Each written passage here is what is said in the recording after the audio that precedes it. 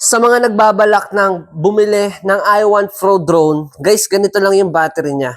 Napaka-basic niya lang i-charge. Ayun o, Type-C yung kanyang charging port dito. Ayan, lalagyan mo lang siya ng Type-C charger. Kahit anong charger nyo, guys, pwede siya mapagana, no?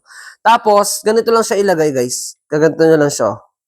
Ayan, and then slide nyo lang siya ang pag-ganyan. And then, clip.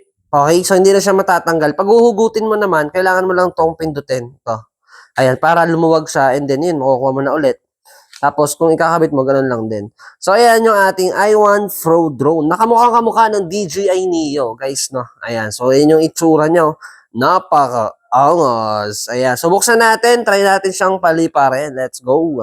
Kasi kaka-charge ko lang kasi ng battery nun, guys. So, hold mo lang siya dito. Then, iilaw siya. And then, gagalaw din yung kanyang camera. Kasi gumagana yung camera niya, guys, eh.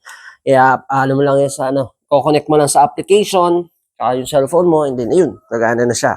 So, ito naman yung kanyang RC. So, dito sa RC natin, guys, meron naman siyang phone holder, no? Ayan, meron siyang phone holder dito.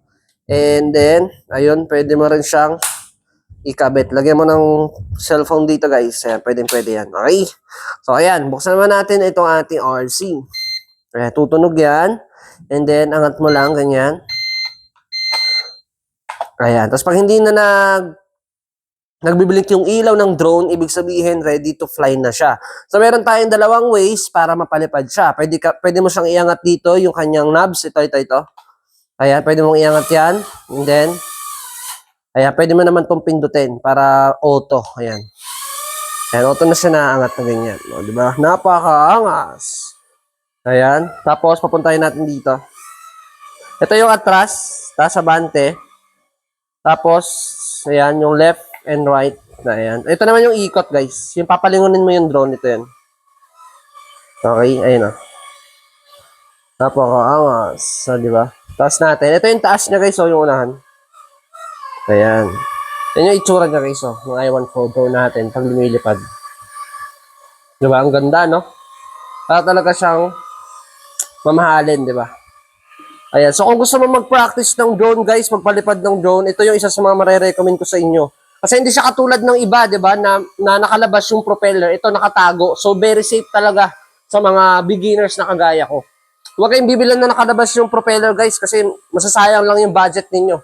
Kahit na tag na 900 pesos lang sila, sayang pa din yung pera na binili nyo kung ang bibili nyo kaagad is yung nakalabas yung propeller tapos beginner ka pa lang, 'di ba? Mas maganda yung ganyan lang, guys, no? Ayan lang, ayan. Ayan. Puti natin yung mga butiki. Lingon. And then, abante. Tapos, so, meron siya, guys, tawag doon yung gesture para sa, objective avoidance, Object avoidance, para hindi siya bumangga, ganun. Oh, napakaangas. Ayun, ganyan yung mga drone, di ba? Kasi nasabi ko sa inyo, guys, kasi pag gumanto yan sa pader, guys, tinan nyo, itayaan ko siya sa pader. Hindi siya basta-basta yung propeller niya. Tignan niyo, pag bumangga. Ayun, Naganyan lang siya, di ba? Pero hindi na yung propeller niya. Kaya mas maganda, guys, ganito yung bilihin niyo na drone.